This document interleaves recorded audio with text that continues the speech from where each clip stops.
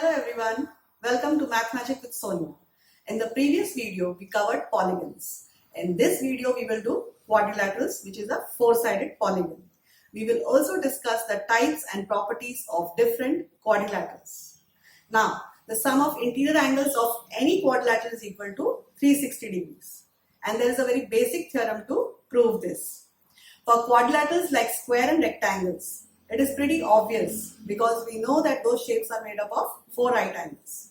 And right angle is equal to 90 degrees. So 4 into 90 gives 360 degrees. But for any other quadrilateral, now suppose if I take quadrilateral ABCD and if I draw a diagonal joining a pair of opposite vertices. So suppose I join the vertices A and C which are opposite to each other by drawing a diagonal.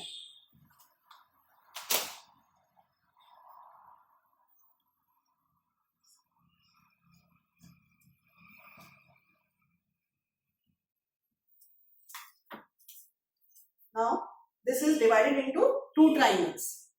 And using the angle sum property of a triangle, we know that the interior angle sum of any triangle is equal to 180 degrees. So, the interior angle sum of this quadrilateral will be equal to 2 into 180 degrees, which is equal to 360 degrees. Now, I have to prove that the measure of all angles is equal to 360 degrees. So, to prove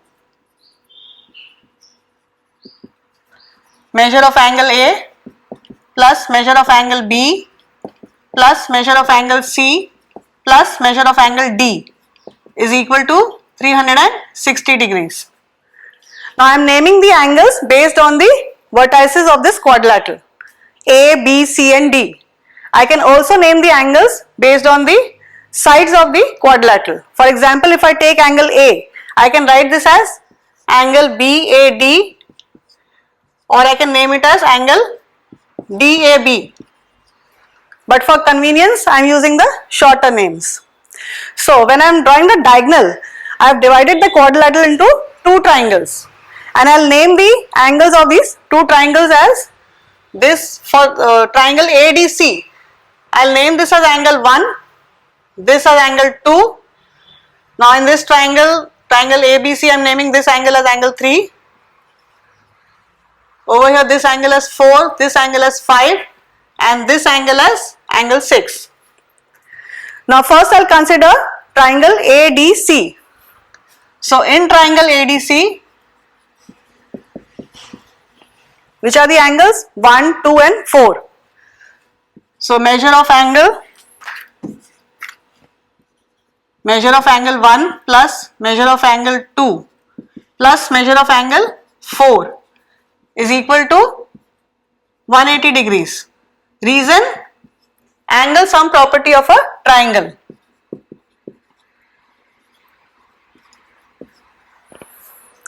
Similarly, in this triangle ABC, angle 3 plus angle 5 plus angle 6 also will be 180 degrees. So similarly, in triangle ABC, measure of angle 3 plus measure of angle 5 plus measure of angle 6 will be equal to 180 degrees. Angle sum property, same reason, of a triangle. Now if I add both these statements 1 and 2, adding 1 and 2, 1 and 2, we get measure of angle 1 plus all the angles are there 1, 2, 4, measure of angle 2 plus measure of angle 4 plus measure of angle 3 plus measure of angle 5 plus measure of angle 6 will be equal to, over here the right hand side also will be added 180 plus 180, that is equal to 360 degrees. Now I will write them in order. Measure of angle 1 plus measure of angle 2 plus measure of angle 3 plus measure of angle 4 plus measure of angle 5 plus measure of angle 6 will be equal to 360 degrees. Now we know that measure of angle 2 and 3 form angle A of the quadrilateral. So angle 2 plus angle 3 is equal to angle A, and angle 4 plus angle 5 is equal to angle C. Angle 4 plus angle 5 is equal to angle C. So 2 plus 3 is equal to A, 4 plus 5 is equal to C, and we are left with angle 1 and 6. Angle 1 is equal to angle D, and angle 6 is equal to angle B. Angle 6 is equal to angle B. So I can say that measure of angle A plus measure of angle B plus measure of angle C plus measure of angle D is equal to 360 degrees. So hence we have proved that the sum of measures of all the angles of this quadrilateral is equal to 360 degrees. Now in order to prove that the interior angle sum of any quadrilateral is equal to 360 degrees, I will be performing a simple activity. Over here I have taken 4 congruent quadrilaterals exactly of same shape and size, and I have marked all the 4 angles on them as 1, 2, 3 and 4, and I will arrange them in such a way that all the 4 angles meet at a point, and we will see how. In order to visualize that the interior angle sum of any quadrilateral is equal to 360 degrees, I have arranged the previously shown congruent quadrilaterals in such a manner that each of the 4 angles are meeting at the center. So from this quadrilateral angle 1, from this quadrilateral angle 2, from this 3 and from this quadrilateral angle 4, they are meeting at the center. And if we see, a complete angle is formed here which is equal to 360 degrees. That is, measure of angle 1 plus 2 plus 3 plus 4 is equal to 360 degrees. So this is a fun way to understand the angle sum property of any quadrilateral. Now I will be discussing some special quadrilaterals. Now suppose if I draw a 4-sided polygon. For example, if I draw this. Now since this is 4-sided, it is a quadrilateral. But this quadrilateral does not get a special name, because to get a special name it should have certain specific properties regarding its sides or angles. So based on the nature of sides or angles of a quadrilateral, it gets a special name. Now in a quadrilateral, if a pair of opposite sides is parallel, it is called as a trapezium. That is, only one pair of opposite sides should be parallel. So if you see, I have drawn a trapezium here, A, B, C, D. First of all, it has to be a quadrilateral, that is, it should be a 4-sided figure to become a trapezium. Now as you can see, the opposite sides are, opposite to side AB is side CD and opposite to AD is side BC. Now only one pair, over here I have 2 pair of opposite sides means aamne samne wali. That is, only one pair of opposite sides should be parallel. So in this case, side AB is parallel to side CD. We draw these arrow marks to indicate parallel lines. Parallel lines means lines which do not meet at any point. So the parallel sides are called as the bases of the trapezium and the non-parallel sides are called as the legs. Now in this trapezium, AB is parallel to CD. So AB and CD are called as the bases, and the non-parallel sides, that is AD and BC, are known as the legs of the trapezium. Now there is also a special case of trapezium in which, in a trapezium, if the non-parallel sides are equal in length, that is, if AD becomes equal in length to BC, as you can see in this case, if the non-parallel sides are equal in length, then it is called as an isosceles trapezium. Now in an isosceles trapezium, the base angles will be congruent, that is, angle D will be equal to angle C and angle A will be equal to angle B. In an isosceles trapezium, in this we can see that AB will be parallel to again CD, okay, and the non-parallel sides, that is AD will be equal to BC. Non-parallel sides are equal in length. Then the base angles will be congruent. Angle D will be congruent to angle C. Angle A will be congruent to angle B. And also the diagonals will be equal in length. That is, AC will be equal to BD. Another special type of quadrilateral is a kite. As the name suggests, its shape is similar to the shape of kites we see flying in the sky. By definition, if in a quadrilateral, two pairs of adjacent sides are equal, then it is called a kite. Now we know that in any quadrilateral there are four pairs of adjacent sides, but in a kite only two pairs of adjacent sides are equal. A kite does not have any parallel sides. So over here I have drawn this quadrilateral ABCD. As you can see, it is clearly in the shape of a kite. Now what do we mean by adjacent sides? We have studied earlier also. Adjacent sides are the sides which are next to each other or the neighboring sides. Now in a kite only two pairs of adjacent sides are equal. So we can see that side AB is equal to AD and side BC is equal to side CD. And although side AB is adjacent to BC and AD is adjacent to CD, but they are not equal. So we can say that AB is equal to AD and BC is equal to CD. Now what can we say about the angles in a kite? The angle formed between the two unequal sides. Which are the unequal sides? Now AB is unequal to BC and AD is unequal to CD. So the angle formed between the two unequal sides in a kite are equal. That is, angle B is equal to angle D, whereas angle A is not equal to angle C. Now as far as the diagonals are concerned, first I will draw the diagonals. So we have a longer diagonal AC and a shorter diagonal BD.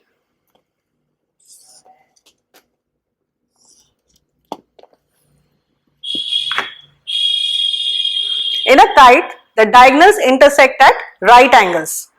So over here the angle formed is 90 degrees. So we can say that AC is perpendicular to BD. Also the longer diagonal bisects the shorter diagonal. So if I take the point of intersection as E, that means BE is equal to ED. That is, E is the midpoint of segment BD. Longer diagonal, which is AC, bisects the shorter diagonal. So BE is equal to ED. Also the longer diagonal bisects the angles. So this angle is equal to this angle is equal to this angle. Whereas the shorter diagonal does not bisect the angles. So the three important things which you must remember in a kite are, that is, two pairs of adjacent sides are equal and the diagonals intersect at right angles or the diagonals are perpendicular to each other, and the longer diagonal bisects the shorter diagonal. Another special type of quadrilateral is the parallelogram. As the name suggests, it has something to do with parallel lines. We will also be discussing some special types of parallelograms like the rectangle, rhombus and square. In a parallelogram, both pairs of opposite sides are parallel. So given this parallelogram ABCD, side AB is opposite to side CD and both of them are parallel to each other. Similarly, side AD is opposite to side BC. Again, they are parallel to each other. Then we have the opposite angles. Angle A is opposite to angle C, angle B is opposite to angle D. Then there are the adjacent sides. In adjacent sides, one of the side starts where the other ends. So if we consider side AB and BC, side BC is adjacent to side AB and BC starts where AB ends. Other pairs of adjacent sides are BC and CD, then CD and AD, and then AD and AB. So there are four pairs of adjacent sides. We also have adjacent angles and they are at the endpoints of the same side. So we have angle A and angle B are adjacent to each other. Both are at the endpoints of the same side AB. Then we have adjacent angles B and C. Then another pair of adjacent angles is C and D. and the fourth pair is angle D and angle A. All these are adjacent to each other. In a parallelogram, the diagonal divides the parallelogram into two congruent triangles. In a parallelogram, the opposite sides are parallel and equal to each other, opposite angles are equal, and each diagonal divides the parallelogram into two congruent triangles. So if we consider this parallelogram ABCD, side AB and side CD are parallel and equal to each other. Similarly, the other pair of opposite sides, that is side AD and side BC, are also parallel and equal to each other. The opposite angles, that is angle A is equal to angle C, angle B is equal to angle D. Now each diagonal divides the parallelogram into two congruent triangles. So in this parallelogram I have drawn diagonal BD and I have drawn the other diagonal AC in this parallelogram. So we get two congruent triangles, that is over here I am getting ABD and BCD. They are congruent to each other. Over here I am getting two congruent triangles ADC and ABC. If I draw both the diagonals in a parallelogram, I get intersecting lines. The diagonals become the intersecting lines in a parallelogram. So if we consider this parallelogram ABCD, I have drawn both the diagonals, diagonal AC and diagonal BD. So I have named O as the point of intersection. So at the point of intersection I get four angles, where this angle is congruent to this angle and this angle is congruent to this angle. Reason? They are vertically opposite angles. Also I get two pairs of congruent triangles. Triangle COD, this triangle becomes congruent to triangle AOB. Similarly, triangle AOD, this triangle is congruent to triangle BOC. So in all these cases, we can use the concept of congruent triangles to prove theorems as well as solve the questions. In a parallelogram, since both pairs of opposite sides are parallel, we can use the basic concept of parallel lines and transversal. We have done this in the previous classes. So considering this two parallel lines L and N and M as the transversal, we know that the alternate interior angles are equal. That is, this angle is equal to this angle and this angle is equal to this angle. So we can use this concept in the parallelogram also. So considering the parallelogram ABCD and opposite sides are parallel, first I take side AB parallel to side CD and AC as the transversal. This diagonal AC I am taking as a transversal. So this angle will be equal to this angle, and if I name them as 1 and 3, I can say that if AC is the transversal,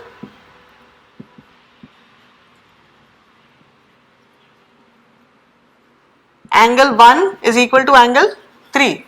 Reason is alternate interior angles. Similarly, if I consider side AD and side BC, if I consider AD parallel to BC, so this angle becomes congruent to this angle. If I name them as 2 and 4, so I can say angle 2 is equal to angle 4. Same reason, alternate interior angles.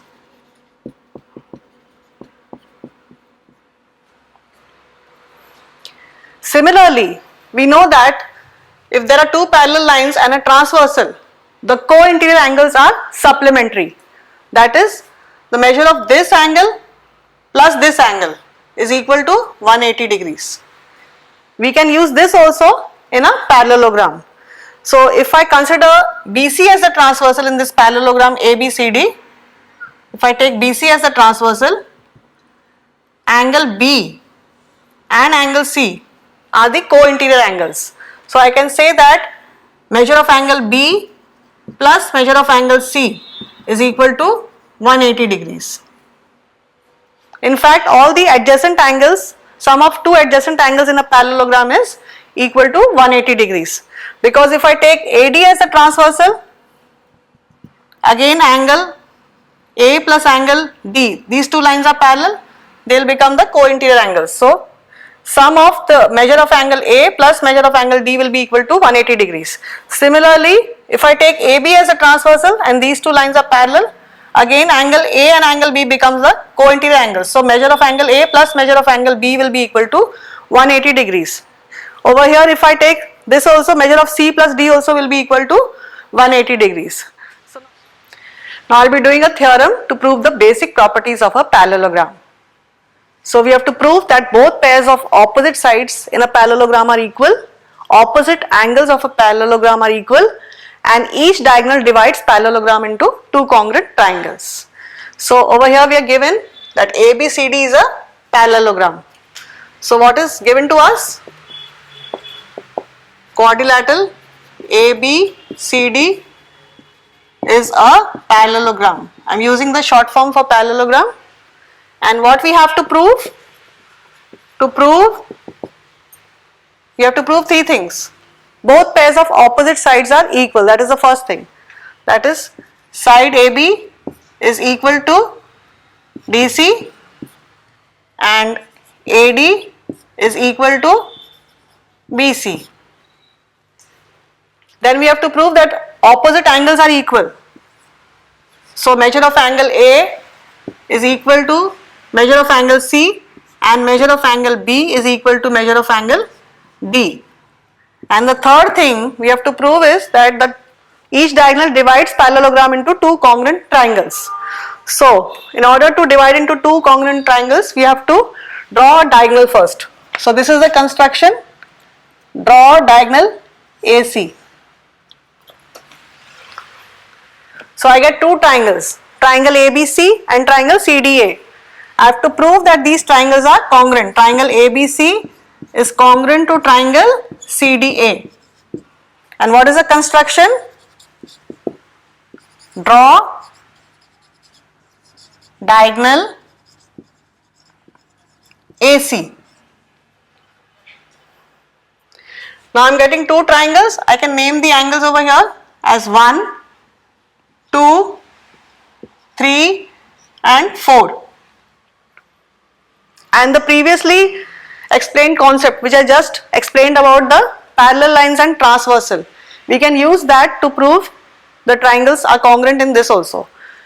Over here the diagonal AC is a transversal, acts as a transversal, and so we can say that in triangle ABC and triangle ADC,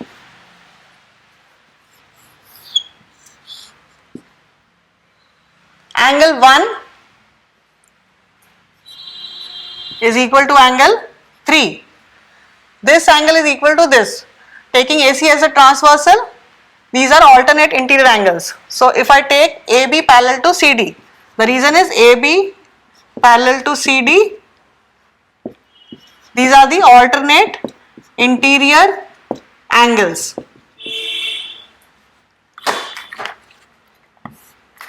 This is statement 1. Then I can say similarly angle 2 is equal to angle 4. That is, this angle is equal to this angle.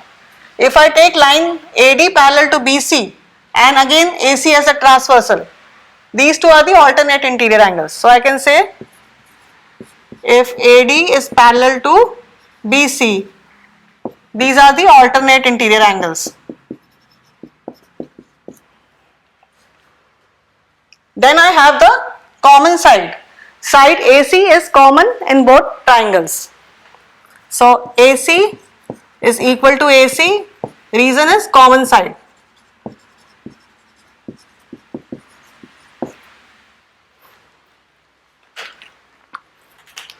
Therefore I can say that the two triangles are congruent. Triangle ABC is congruent to triangle CDA. By which rule? By angle side angle rule, ASA rule. So from 1 and 2, from these two we can say that by CPCT, that is corresponding parts of congruent triangles are congruent.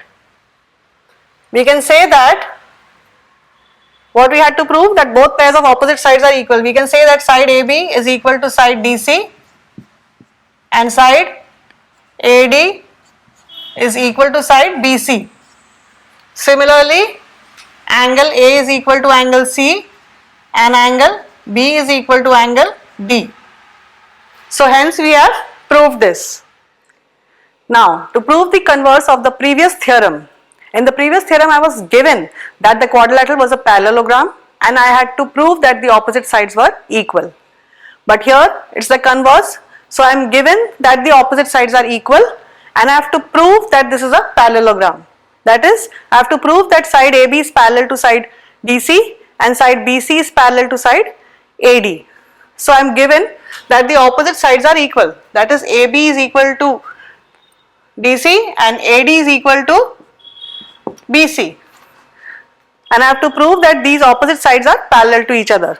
So similar to the previous theorem, again I draw a diagonal AC and I get two triangles CDA and ABC. So in triangle CDA and triangle ABC, I have been given that side DC is equal to side AB. So this is given to me.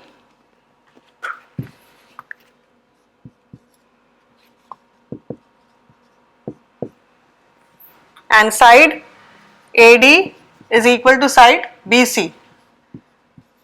This also is given to me.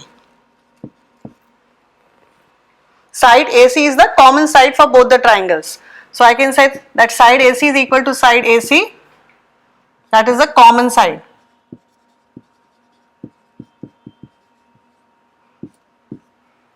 So therefore we can say that triangle CDA is congruent to triangle ABC. By which rule? By SSS rule. Because side, all three sides are congruent. So therefore by CPCT, corresponding parts of congruent triangles, I can say that this angle is equal to this angle. I can name this angle as 1 and this angle as 3. I can say angle 1 is equal to angle 3. So if angle 1 is equal to angle 3, these angles are the alternate interior angles if we take AC as the transversal. So we can say that AB is parallel to DC if these angles are equal. And I can also say that this angle is equal to this angle. I can name this as 2 and this as 4. So angle 2 is equal to angle 4. If these two angles are equal, that means AD is parallel to BC. So hence I have proved that ABCD, quadrilateral ABCD is a parallelogram. Another important property of a parallelogram is that the diagonals of a parallelogram bisect each other. Over here I have a parallelogram ABCD and the diagonals are AC and BD. Now in a parallelogram the diagonals need not be equal in length to each other, that is AC may not be equal to BD, but at the point of intersection the diagonals bisect each other. That is, I can say that OA is equal to OC and OB is equal to OD. OA is equal to OC and OB is equal to OD. And in order to prove this property, we will do another theorem. Now I have been given that quadrilateral ABCD is a parallelogram. So this is a parallelogram and I have to prove that the diagonals bisect each other.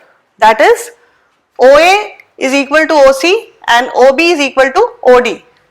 So in order to prove, I take the two triangles AOB and COD.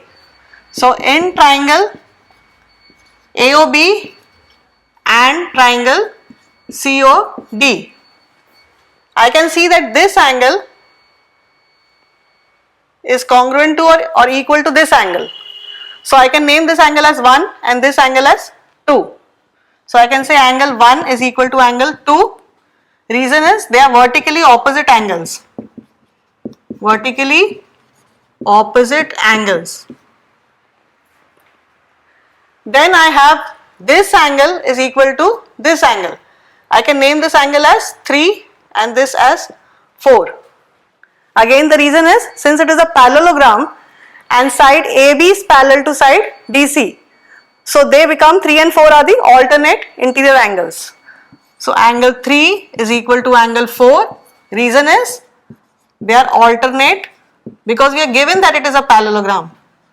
Alternate interior angles. Then we have side AB of this triangle AOB equal to side CD of triangle COD. AB is equal to DC. Reason is they are opposite sides of a, since you are given it as a parallelogram, they are the opposite sides of the parallelogram.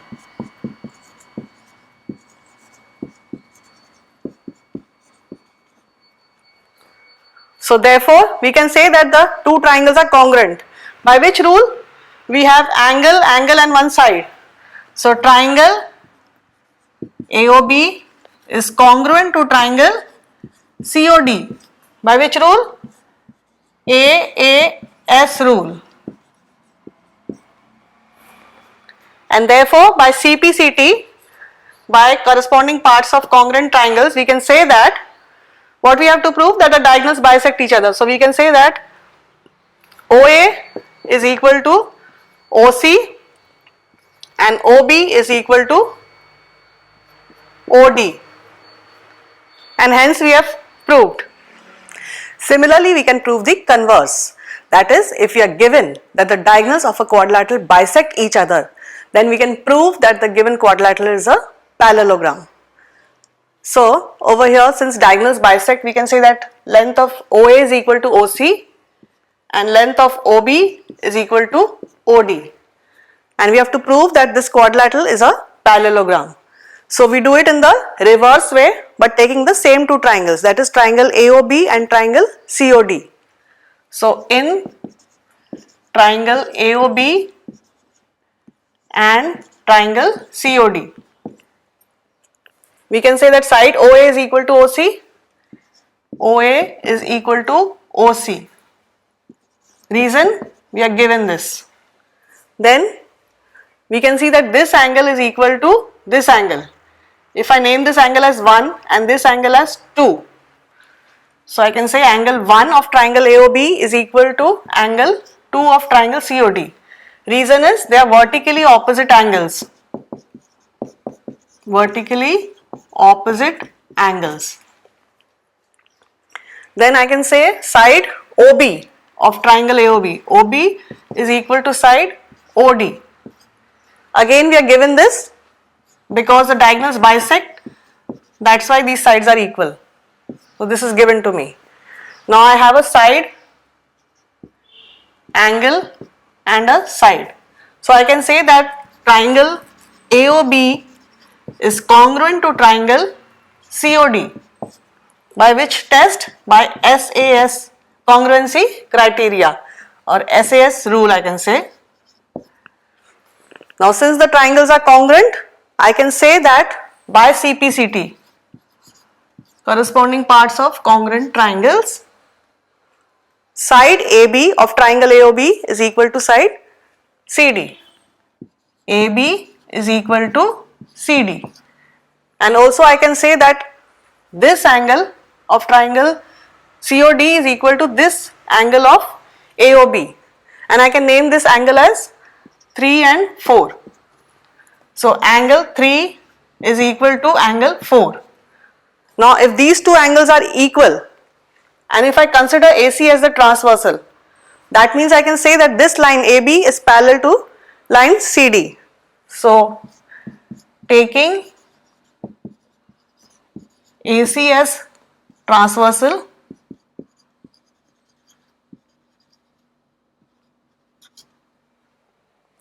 we can say that line AB is parallel to CD. Similarly, if I take these two triangles, that is triangle BOC and triangle AOD, then I can prove that AD is parallel to BC. So if I take triangles BOC and triangle AOD, I can prove that AD is also parallel to BC and AD is equal to BC. So if the opposite sides are parallel and equal to each other, we can say that the given quadrilateral is a parallelogram. So therefore, I can say that ABCD is a parallelogram. Similarly, so now we know that in a parallelogram, the opposite sides are equal, the opposite angles are equal, and the diagonals bisect each other. We will be doing a question based on the bisecting diagonals. Over here, we are given that quadrilateral RUNS is a parallelogram. So this given quadrilateral is a parallelogram, and we can see that the diagonals SU and RN intersect at the point O. We are also given the length of SO. This length is 20 centimeters and length of RO is 16 centimeters, and we are asked to find the values of X and Y.